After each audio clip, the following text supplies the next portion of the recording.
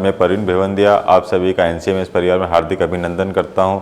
आज मैं आपके लिए कक्षा 6 पाठ 12 संसार एक पुस्तक है। ठीक है, संसार पुस्तक है, यानी संसार में जो भी चीज़ है, चाहे पेड़ हो या एक पत्थर हो या बादल हो, कहीं ना कहीं हमें सिखाते हैं। इस पाठ में जवाहरलाल नेहरू जो हमारे भारत के प्रथम प्रधानमंत्री थे और उनकी बेटी इंदिरा गांधी, वह भी हमारे देश की प्रधानमंत्री रही है, जिन्होंने देश की बागडोर अच्छे से संभाली और देश को उन्नत रास्ते पर ले गए। लेकिन ये उस समय की बात है जब प्रधानमंत्री जब हमारे थे, उस समय उनकी जो एक इंदिरा गांधी, वह जब मसूरी में, हिमाचल प्रदेश के मसूरी जो एक नगर है, वहाँ पर वह पढ़ाई करती थी। उस समय क्या है कि हमारे पास टेलीफोन की सुविधा लगभग बहुत ही कम थी और उस समय पत्र लेखन ही सबसे ज़्यादा चलते थे, क्योंकि मोबाइल तो न के बार थे ही नहीं। तो ऐसे समय में एक पिता द्वारा अपनी बेटी को पत्र लिखकर कुछ जानकारी, कुछ बातें बताई गई है कि एक पिता अपनी बेटी को इतनी दूर कैसे बातें पहुंचाए। तो एक खत लिखकर लिखते थे। उस समय यह खत इंग्लिश में, अंग्रेजी में लिखा गया था। जब मुंशी प्रेमचंद्र ने इसे हिंदी में अनुवाद करके एक पाठ का रूप प्रदान किया है, तो जिसे हम पढ़ते हैं। आइए शुरुआत करते हैं। जवाहरलाल नेहरू अपनी बेटी से कहते हैं, जब तुम मेरे साथ रहती हो तो अक्सर मुझसे बहुत सी बातें पूछा करती हो। ठीक है ना, कहते हैं कि बेटी जब तुम मेरे साथ में रहती हो तब मुझसे तरह तरह की बातें पूछती हो कि पापा ये क्या है, ये क्या है, इससे क्या होता है, ये कैसे काम करता है, ये कैसे आई, कैसे बनी, इस तरह तरह की बातें। मैं उनका जवाब देने की कोशिश करता हूँ। ठीक है, मैं उन जो भी मेरी बेटी तुम मुझसे जो प्रश्न पूछते हो, ठीक है, मैं कोशिश करने का या उसे जवाब देने का प्रयास करता रहता हूँ। लेकिन अब जब तुम मसूरी में हो, ठीक है ना, मसूरी में हॉस्टल में पढ़ने गए हैं और मैं इलाहाबाद में, हम दोनों ही उस तरह बातचीत नहीं कर सकते। मैं इलाहाबाद उत्तर प्रदेश में रहता हूं और तुम मसूरी हिमाचल प्रदेश में रहती हो। दोनों की स्टेट बहुत दूरी है, तो हम एक दूसरे से बातें नहीं कर सकते। इसलिए मैंने इरादा किया है कि कभी कभी तुम्हें इस दुनिया की और उन छोटे बड़े देशों की जो इस दुनिया में है, छोटी छोटी कथाएं लिखा करूं। ठीक है, वो अपनी बेटी को बताना चाहते हैं कि भारत जैसे विशाल देश की तरह भी इस पृथ्वी पर और भी कई तरह के देश हैं। तुमने हिंदुस्तान और इंग्लैंड का कुछ हाल इतिहास में पढ़ा होगा। हिंदुस्तान यानी इंडिया और इंग्लैंड जो ब्रिटेन है, लेकिन इंग्लैंड केवल एक छोटा सा टापू है। ठीक है ना, भारत और इंग्लैंड की बात की जाए तो ये कहते हैं कि भारत एक बहुत ही विशाल देश है, ठीक है ना, और इंग्लैंड एक छोटा सा द्वीप, एक छोटा सा टापू है। और हिंदुस्तान जो एक बहुत ही बड़ा देश है, फिर भी दुनिया का एक छोटा सा हिस्सा ही है। ठीक है ना, भारत एक विशाल देश तो अवश्य है, लेकिन फिर भी पूरी दुनिया की देखा जाए तो एक छोटा सा भाग ही कहा जाएगा। अगर तुम्हें इस दुनिया का कुछ हाल जानना है, चलिए आगे बढ़ते हैं। शौक है तो तुम्हें सब देशों का और सब जातियों का इसमें बसी हुई है ध्यान रखना पड़ेगा, केवल एक छोटे से देश का नहीं जिसमें तुम पैदा हुई है। ठीक है, अगर तुम्हें पूरे संसार की दुनिया का हाल जानना है तो उन सभी देशों के बारे में जानना पड़ेगा। वहाँ पर रहने वाले सभी जातियाँ मतलब मनुष्य जातियाँ, जीव जंतु, पशु पक्षी, पेड़ पौधे, सभी के बारे में जानना रखेगा। ठीक है ना, केवल एक छोटे से देश है जहाँ तुम जिस देश में या जिस राज्य में पैदा हुई उसे जानना ही आवश्यक नहीं है। अगर तुम्हें पूरी दुनिया के बारे में जानना है तो सभी देशों के बारे में, सभी प्रजाति के बारे में जानना पड़ेगा। चलिए आइए आगे बढ़ते हैं। मुझे मालूम है कि इन छोटे छोटे खतों में बहुत थोड़ी सी बातें ही बतला सकता हूँ, कि मैं जो एक छोटा सा एक पेज का जो मैंने लेटर लिखा है बेटा तुम्हारे लिए, ठीक है, मैं पूरे संसार की जानकारी उसमें नहीं लिख सकता, लेकिन एक छोटी छोटी जानकारी तुम्हें अवश्य दे सकता हूँ। लेकिन मुझे आशा है कि इन थोड़ी सी बातों को भी तुम शौक से पढ़ोगी और समझोगी कि दुनिया एक है और दूसरे लोग तो इसमें आबाद है, हमारे भाई बहन है। जब तुम बड़ी हो जाओगी तो तुम दुनिया और उसके आदमियों का हाल मोटी मोटी किताबों में पढ़ोगी। तुम्हें जितना आनंद मिलेगा उतना किसी कहानी उपन्यास में नहीं मिलेगा। ठीक है ना, कि जवाहरलाल नेहरू अपनी बेटी इंदिरा गांधी को कहना चाहते हैं, ठीक है ना, तुम जैसे जैसे बड़ी होगी समझोगी, वैसे वैसे तुम्हारे दिमाग का विस्तार भी बड़ा होगा।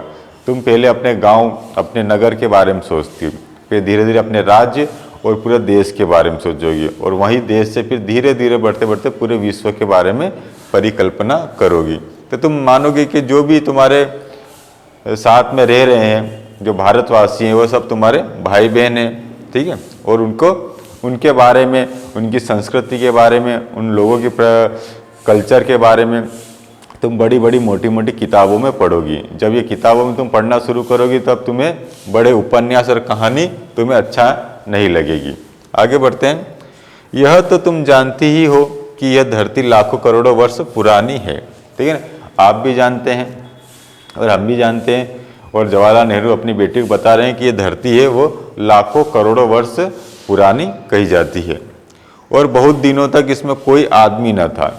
जैसा कि आपको पता है कि सूर्य का एक विस्फोट हुआ, जिसके सूर्य के कुछ हिस्से टुकड़े अंतरिक्ष में घूमने लग गए, कुछ दूर चले गए और कुछ सूर्य के परिक्रमा, सूर्य के चारों ओर परिक्रमा करने लग गए। लेकिन समय ऐसा है कि हमारे सौरमंडल में 8 ग्रह हैं, लेकिन समय अनुसार क्या है कि वो स्थिति और दूरी सिर्फ पृथ्वी की ऐसी है कि तापमान सही तरीके से, जिसके कारण वहाँ पर जीवन संभव हो सका। तो शुरू में पृथ्वी एक आग का गोला था, धीरे धीरे वो आग ठंडी हुई, ठीक है ना। तो कहते हैं कि उसमें बहुत दिनों तक कोई आदमी नहीं था। आदमी का अगर वर्चस्व जानना है तो हम कह सकते हैं कि सिर्फ 10,000 वर्ष पूर्व ही आदमी को पृथ्वी पर आया है। उससे पहले जानवरों और वनस्पतियों का ही अधिकार था। चलिए आगे बढ़ते हैं। आदमी से पहले सिर्फ जानवर थे, ठीक है, और जानवर से पहले एक ऐसा समय था जब इस धरती पर कोई जानदार चीज नहीं थी, ठीक है। सबसे पहले क्या है कि धरती आग का गोला थी, फिर उसमें क्या है धीरे धीरे कह सकते हैं कि समय अनुसार वो ठंडी होती गई, और उसके साथ में वही वाष्प बनकर एक बर्फ में तब्दील हो गई, और वहीं पर जीव जंतु, पेड़ पौधों का जन्म हुआ, और पेड़ पौधों के बाद ही जानदार कह सकते हैं कि जानवरों का जन्म हुआ। आज जब ये दुनिया हर तरह के जानवरों और आदमियों से भरी हुई है, उस जमाने का ख्याल करना, ठीक है। आज हम धरती की तरफ देखते हैं तो हमें हमारे जैसे इंसान दिखते हैं, जानवर दिखाई देते हैं, पेड़ पौधे पक्षी, सभी से धरती पहले भरी हुई है। लेकिन एक समय था जब इस पृथ्वी पर कोई भी जानदार चीज नहीं थी। आगे बढ़ते हैं। उस जमाने का ख्याल करना भी मुश्किल है कि वह जमाना कैसा रहा होगा, उसके बारे में हमें सोचना भी थोड़ा मुश्किल रहा होगा। जब यहाँ कुछ न था, ठीक है ना, इस धरती पर कुछ भी न था, लेकिन विज्ञान जानने वाले और विद्वानों ने, जिन्होंने इस विषय का खूब सोचा और पढ़ा लिखा, कि समय ऐसा था कि जब धरती बेहद गर्म थी और उस पर कोई जानदार चीज़ नहीं रह सकती थी। और अगर हम उनकी किताबें पढ़े और पहाड़ों को, और पहाड़ जानवर की पुरानी हड्डियों को गौर से देखें, तो हमें खुद मालूम होगा कि ऐसा समय जरूर रहा होगा, ठीक है। कहीं ना कहीं जैसे अगर हम कथाओं में, पौराणिक कथाओं में, भगवान की कथाओं में देखते हैं तो कहते हैं कि ईश्वर ने ही सभी को जन्म दिया है, पैदा किया है, ठीक है। ये बात बिल्कुल सही है, मानते हैं। लेकिन अगर हम वैज्ञानिक तौर पर अगर ध्यान से देखें तो पृथ्वी एक आग का गोल गर्म भाग था, धीरे धीरे वह ठंडा हुआ, समय अनुसार वह उसमें पानी में तब्दील हुआ और बर्फ बन गई, फिर जानवर आए, पहले पेड़ पौधे आए, फिर जानवर आए, उसके बाद में अंत में क्या, इंसान आए। तो क्या है, क्या ये तो आया तो ठीक है, पर इसमें क्या है, वैज्ञानिकों ने खूब सोचा है कि उनका जन्म कैसे हुआ, किस तरीके से पेड़ पौधे जन्म कैसे हुए, एक पानी के अंदर मछली कैसे आई, और ये तरह तरह के विचारणीय प्रश्न है, ठीक है। आज भी ये विचारणीय प्रश्न ही बने हुए हैं। लेकिन क्या है कि जीव जंतु की जो हमने पहले खुदाई करी, खुदाई में क्या बहुत सारे जानवरों के अवशेष पाए गए, जो उनकी हड्डियां हमें मिली, उन हड्डियों से हमें पता लगाया जा सकता है कि मनुष्य से पहले भी जानवर आ गए थे। आगे बढ़ते हैं। तुम इतिहास की किताबों में ही पढ़ सकती हो, ठीक है ना, आप हिस्ट्री की, इतिहास की किताबों में पढ़ सकते हैं, लेकिन पुराने जमाने में तो आदमी पैदा ही नहीं हुआ था, क्यों, उससे भी पुराना समय था जब आदमी पैदा ही नहीं हुआ था।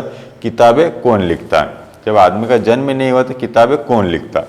तब हमें उस जमाने की बातें कैसे मालूम हो, उस जमाने की बातें हमें कैसे मालूम हो, यह तो नहीं हो सकता कि हम बैठे बैठे हर एक बात सोच निकालते, ठीक है, कि हम बिना हाथ पांव की बात कर ले कि ऐसा हुआ होगा वैसा हुआ, लेकिन इसके लिए प्रमाण होना बहुत ही आवश्यक है। यह बड़े मजे की बात होती क्योंकि हम जो चीज़ चाहते सोच लेते और सुंदर परियों की कहानी गढ़ लेते, ठीक है ना, कि परी रानी आएगी, ठीक है, हमें बहुत सारी चॉकलेट, ढेर सारी चॉकलेट दे जाएगी, हमें आसमान की सैर कराएगी, ये हमें काल्पनिक एक कहानी सोच लेते हैं। लेकिन यह सच्चाई लगभग कहते हैं असंभव जैसी चीज़ है। अगर हम किसी चीज़ को सोचते हैं, तथ्य को सोचते हैं, तो उसके लिए प्रमाण होना बहुत ही आवश्यक है। चलिए आगे बढ़ते हैं। लेकिन जो कहानी किसी बात को देखे बिना है कि गढ़ ली जाए वह ठीक कैसे हो सकती है, ठीक है। लेकिन खुशी की बात यह है कि उस पुराने ज़माने की लिखी हुई किताबें न होने पर भी कुछ ऐसी चीज़ें हैं जिनमें हमें उतनी ही बातें मालूम होती है जितनी किसी किताब से होती है, ठीक है। ध्यान दीजिए, लिखी हुई किताबों न होने पर भी कुछ ऐसी चीज़ें पता होती हैं।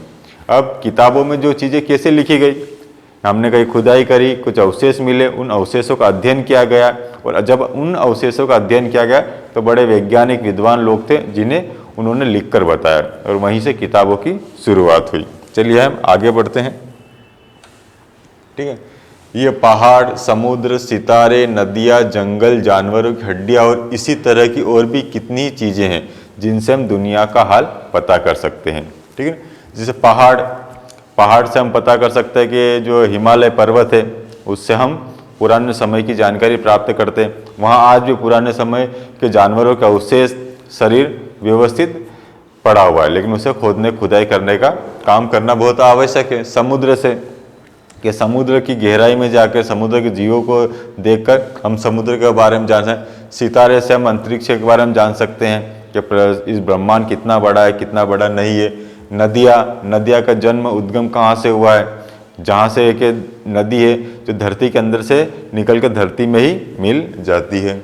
जंगल में कई तरह के जीव जंतु रहते हैं, कई तरह के वनस्पति रहते हैं। उन वनस्पतियों को खोज के अलग अलग श्रेणी में बांटकर हम अध्ययन कर सकते हैं। फिर जानवरों की हड्डियाँ, पुराने समय में डायनासोर की जो कुछ प्रजाति मिली, जिससे हमें हड्डियों से पता चला है कि इतना बड़ा जीव भी इस धरती पर रहा होगा। तो इन तरह की चीज़ों को हम देखकर, समझकर, विचार करके ही कितनी चीज़ें जिनसे हम दुनिया के पुराने समय का हाल जान सकते हैं कि पुराने चीज़ें कैसी रही होगी। मगर हाल जानने का असली तरीका यह नहीं है कि हम केवल दूसरों की लिखी हुई किताबें पढ़ लें, ठीक है, किसी वैज्ञानिक ने, विद्वानों ने कुछ कह दिया और हम उसे पढ़कर समझ लें, बल्कि खुद संसार रूपी पुस्तक को पढ़ें। संसार रूपी पुस्तक क्या होती है, चलिए आइए अब समझ में आएगा। मुझे आशा है कि पत्थर और पहाड़ों को पढ़कर तुम थोड़े ही दिनों में उनका हाल जानना सीख जाओगी, ठीक है। कैसे सीखेंगे, सोचो कितने मजे की बात है कि एक छोटा सा रोड़ा यानी एक छोटा सा पत्थर, ठीक है ना। यह रोड़ा उसे बोलते हैं कि एक पत्थर होता है जो नुकीला होता है हर तरह से, ठीक है ना, खुरदुरा होता है, उसे रोड़ा कहते हैं। जिसे तुम सड़क पर या पहाड़ के नीचे पड़ा हुआ देखते हो, ठीक है। पत्थर तो आपने हर जगह देखा ही होगा। शायद संसार की पुस्तक का एक छोटा सा पृष्ठ हो, ठीक है ना। एक पत्थर भी संसार की पुस्तक का एक छोटा सा एक पेज है। शायद उससे तुम्हें कोई नई बात मालूम हो जाए। शर्त यही है कि तुम्हें पढ़ना आता हो, ठीक है ना। हर एक पेड़ का एक पत्ता भी, एक छोटा सा टुकड़ा, पत्थर का टुकड़ा भी, और एक बारिश की कुछ बूंदें भी हमें बहुत सारी चीज़ें सिखाती है। बस हमें उसे पढ़ना आना चाहिए। क्यों, अब रोड़ा हमें क्या क्या सिखाता है, चलिए आइए हम, एक छोटा सा पत्थर हमें क्या जानकारी देता है, तो ये हम संसार की पुस्तक में पढ़ते हैं। देखिए, कोई जबान उर्दू, हिंदी या अंग्रेजी सीखने के लिए तुम्हें उसके अक्षर सीखने होते हैं। आपने अंग्रेजी भी सीखी तो ABCD सीखी, और इसके साथ में आपने कह सकते हैं कि हिंदी सीखी तो अनाराम सीखा, अनार का, आम का, इमली का। तो उन्हें जानने के लिए अक्षर सीखना बहुत ही आवश्यक है, ठीक है। वैसे ही तुम्हें प्रकृति के अक्षर भी सीखने होंगे, तभी तुम संसार की पुस्तक पढ़ सकते हो। कैसे, इसी तरह पहले तुम्हें प्रकृति के अक्षर पढ़ने पड़ेंगे, तभी तुम उसकी कहानी उसके पत्थरों, चट्टानों की किताबों से पढ़ सकोगी। जब तुम्हें प्रकृति के अक्षर समझ में आने लगे तभी तुम उनके पूरी किताब अच्छे से पढ़ सकोगे। शायद अब भी तुम्हें उसे थोड़ा थोड़ा पढ़ना जानती हो। जब तुम्हें कोई छोटा सा गोल चमकीला रोड़ा देखती हो, ठीक है, चमकीला रोड़ा ये आपको नदी किनारे अवश्य मिल जाते हैं। हमारे यहाँ आपको जो पत्थर मिलते हैं वो क्या नुकीले खुरदुरे होते हैं, लेकिन जो नदी किनारे आपने पत्थर देखे होंगे वो आप देखेंगे कि पूरी तरीके से गोल होते हैं और बहुत ही चिकने होते हैं। और चिकने क्यों होते हैं, चलिए आइए हम आगे बढ़ते हैं। जब तुम्हें छोटा सा गोल चमकीला रोड़ा देखती हो तो क्या वह तुम्हें कुछ नहीं बतलाता, ठीक है ना। एक छोटा सा पत्थर, गोल पत्थर देखती हो, तुम्हें ऐसे समझ में नहीं आता कि ये गोल कैसे हुआ, इतना चमकदार कैसे हुआ, इतना चिकना कैसे हुआ, ये कैसे गोल चिकना और चमकीला हो गया है, और उसके खुरदुरे किनारे या कोने क्या हुए, ठीक है। अगर तुम किसी बड़ी चट्टान को तोड़कर टुकड़े टुकड़े कर डालो, ठीक है, बड़ी चट्टान है, बड़े पहाड़ है, बड़ा अगर आपको दिया जाए हथौड़ी से उसे तोड़ने के लिए, तो उसे टुकड़े टुकड़े कर डालो तो हर एक टुकड़ा खुरदुरा और नुकीला होगा, ठीक है ना। जो पत्थर होगा वो नुकीला और खुरदुरा होगा। यह गोल चिकने रोड़े की तरह बिल्कुल नहीं होता, ठीक है ना। नदी का पत्थर देखेंगे, नदी किनारे का पत्थर और एक आपको सड़क किनारे पत्थर, दोनों में जमीन आसमान का अंतर होगा। फिर यह रोड़ा कैसे इतना चमकीला हो, चिकना और गोल हो गया। अगर तुम्हारी आंखें देखी और कान सुने तो तुम्हें उसी के मुंह से उसकी कहानी सुन सकती हो। अगर ध्यान से उस पत्थर को देखोगे, चिकने गोल पत्थर को, रोड़े को, तुम्हें समझ में आएगा कि वो ही अपनी एक नई कहानी बताता है। क्या कहानी बताता है, चलिए आगे बढ़ते हैं। वह तुमसे कहेगा कि एक समय जिसे शायद तुम बहुत दिन गुजर गए, एक समय था जिसे बहुत दिन गुजर गए, वह भी एक चट्टान का एक टुकड़ा था। ठीक उसी टुकड़े की तरह उसमें किनारे और कोने थे। जिसे तुम बड़ी चट्टान से तोड़ती हो, शायद वो किसी पहाड़ के दामन में पड़ा रहेगा, ठीक है ना। पहाड़ से टूटकर पहाड़ के नीचे जाकर गिर गया होगा। तब पानी आया, बरसात का पानी आया, नदी का पानी आया और उसे बहाकर छोटी घाटी तक ले गया, ठीक है ना। पानी का बहाव बहुत तेज रहता है तो पत्थर भी के साथ में वो बह जाता है। वहां से एक पहाड़ी नाले से ढकेल कर उसे एक छोटे से दरिया में पहुंचा दिया गया, ठीक है ना। वो एक नाले में जाकर गिरा और नाले का बहाव इतना तेज था कि उसे एक छोटे से दरिया, एक छोटी सी नदी ने बहा दरिया में पहुंचा दिया। उस छोटे से दरिया में वो बड़े दरिया में पहुंचा, एक छोटी नदी से बड़ी नदी में पहुंच गया। इसी बीच वह दरिया के पेंदे में लुढ़कता रहा, ठीक है ना। पत्थर क्या है, चलता ही रहा पानी के साथ में, तो वो क्या टकराते गया, ठीक है ना। वहीं नीचे जमीन से बड़े बड़े पत्थरों से टकराते गया। उसके किनारे घिस गए और उसके जो नुकीले पार्ट थे, खुरदुरा पार्ट था, वो घिसाते घिसाते घिस गए और वो चिकना और चमकदार हो गया। और वो इतना रगड़ खाया, इतना रगड़ाया कि वो गोल और चमकदार हो गया। इस तरह कंकड़ बना तो वो तुम्हारे सामने है। किसी वजह से दरिया उसे छोड़ गया और उसे तुम पा गई, ठीक है ना। और किसी कारण क्या है कि पानी का बहाव कम होने के कारण वही किनारे पे वो पत्थर आपको पड़ा हुआ मिला जो चिकना और चमकदार था। अगर दरिया उसे और आगे ले जाता और बड़ा दरिया उसे और आगे ले जाता तो क्या होता, वो छोटा होते होते अंत में क्या बालू का एक जर्रा हो जाता। बालू मिट्टी देखिए, बालू मिट्टी छोटे से कण जो समुद्र के नदी किनारे, समुद्र किनारे आपको दिखाई देते हैं, तो वो धीरे धीरे घिसता घिसता टकराते टकराते क्या बालू का एक छोटा सा जर्रा हो जाता और समुद्र के किनारे अपने भाइयों से जा मिलता, ठीक है ना। उसके भाई क्या है, वही पत्थर जो साथ में बहुत सारे पत्थर धीरे धीरे टकराते टकराते अंत में क्या जा मिलता। वहां एक समुद्र बालू का किनारा बन जाता। जो धीरे धीरे क्या है कि जो नदी के तट पे देखे होंगे तो आपने बारीक बारीक, ठीक है, भूरे कलर की रेत देखी होगी जिसे बालू रेत कहते हैं। समुद्र किनारे भी रेत मिलती जिस पर छोटे छोटे बच्चे खेलते हैं और बालू के घरौंदे बनाते हैं। उसी घरौंदे के अंदर जो बालू रेत होती है, आपने भी वो बालू रेत से अपने घर बनाए होंगे धीरे धीरे।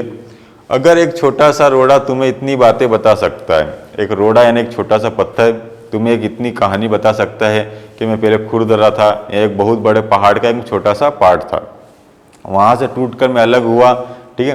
तो जैसे ही पानी आया, एक नाले में मुझे बहाकर एक छोटे दरिया से ले गए, छोटे दरिया से मुझे बड़े दरिया में ले गए, लेकिन मैं वहीं उन पेंदे में एक नदी के कहते हैं तल में घिसता गया और आगे बढ़ता गया और मैं चमकदार हो गया, गोल हो गया, चिकना हो गया।